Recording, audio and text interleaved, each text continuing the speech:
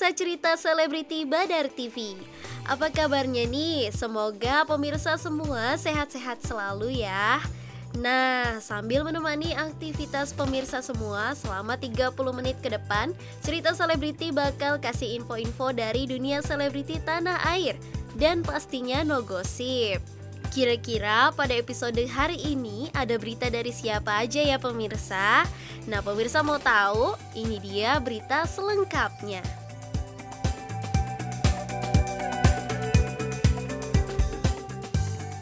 Penyanyi dangdut Irma Darmawangsa berbagi cerita seputar kesehatan dirinya. Dijumpai beberapa waktu lalu dalam sebuah kesempatan, biduan dangdut yang melejit lewat goyangan donatnya itu mengatakan dirinya menderita suatu penyakit yang cukup serius. Sahabat Eli Sugigi itu mengungkapkan sering parno atau ketakutan yang berlebih jika mengingat-ingat penyakit yang berada di area dadanya. Ia juga menambahkan saat ini rutin mengkonsumsi salah satu jenis tanaman herbal yang membuatnya penyakitnya tersebut tidak sampai mengkhawatirkan. Maka seperti inilah cerita lengkap Irma Darmawangsa secara eksklusif kepada tim cerita selebriti. Udah lama. Jadi awalnya saya lagi mandi, terus saya ngerasa kan biasa kan sama Aldi kan ngeraba-raba gitu kan, ini kok kayak ada benjolan gitu kan, cuman akhirnya udahlah saya diemin aja dulu gitu kan. Terus pas tiduran kok kayak ada lagi gitu kan, kagak hilang gitu. Tadinya kan saya pikir mungkin ini lagi gemuk kali gitu, jadi agak ada jendol-jendol gitu. Terus akhirnya saya penasaran, saya USG gitu, saya USG udah USG juga, terus udah juga yang apa sih namanya tuh yang kayak ronsen dada itu lupa aku. Jadi USG juga, terus itu juga saya X-ray lakukan gitu? Ya kayak gitu. Nah itu hasilnya sama. Itu tahun berapa? Saya tahunya itu sekitar berapa tahun yang lalu ya? 4 tahun yang lalu. Kaget sih awalnya, kaget, aduh yang bener nih gitu kan. Terus sempat nanya-nanya, terus kata dokter ya kalau mau diangkat, maksudnya di operasi. Cuman ada juga yang menyarankan kalau bisa jangan, karena nanti bisa nunggu lagi. Kecuali kalau memang yang udah parah dan ininya udah besar ya, misalnya milimeternya apa udah besar. Nah kalau aku kan masih kecil, jadi kalau bisa dijaga aja pola makannya sama. Ya kalau memang bisa minum obat apa gitu, makanya saya minum obat, saya minumnya kunir putih. Itu apa? Jadi saya kan waktu itu udah stres banget kan, udah, karena ini saya ada dua, bukan payudara ada dua ya, maksudnya di dua payudara saya ada dua-duanya. Di hasil USG-nya ya, di dua tempat ini ada.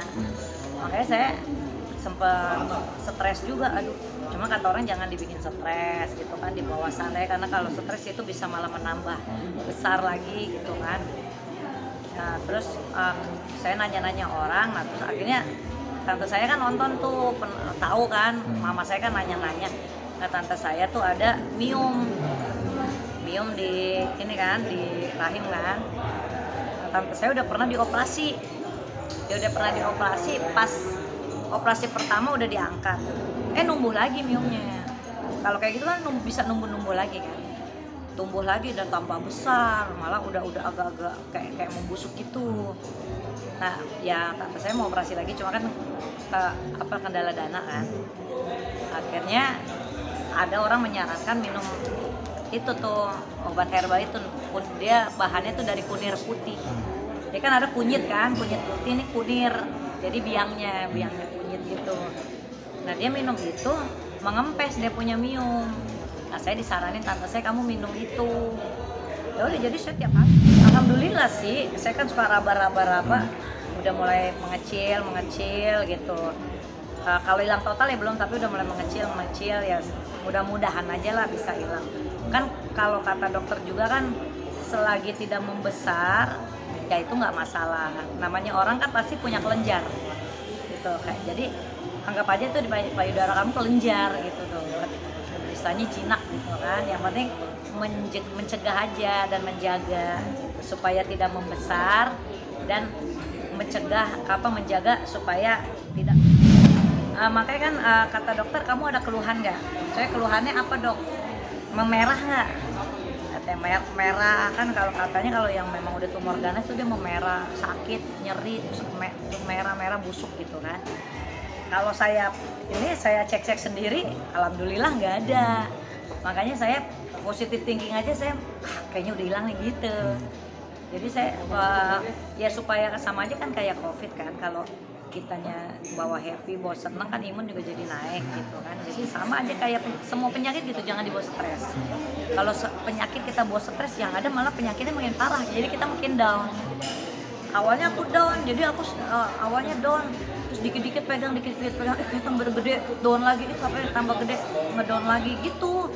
Nangis di rumah, jadi kayak ketakutan, parno gitu kan. Tapi sekarang karena aku bawa happy, terus aku mencegah dan menjaga, ya udah, aku pun tidak merasakan minum itu aja.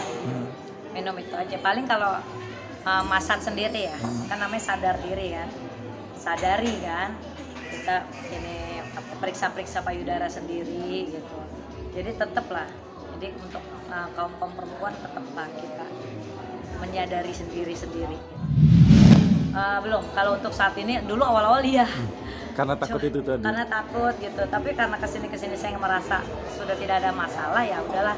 Mudah-mudahan sih memang udah benar-benar hilang. Kadang saya gini, kalau mau periksa malah parno lagi. Aduh, nanti periksa totonya ternyata dibilang ada ini kan ngeri gitu. Jadi udahlah Kak, pokoknya selama saya tidak merasakan keluhan-keluhan ya udah. Kecuali kalau saya ada rasa keluhan-keluhan apa yang memang kurang Happy ya. happy aja, happy, tapi tetap kita menjaga ya.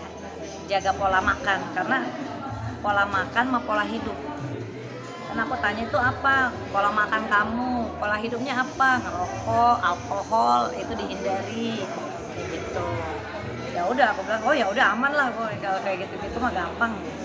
Oke, siap. Terima kasih.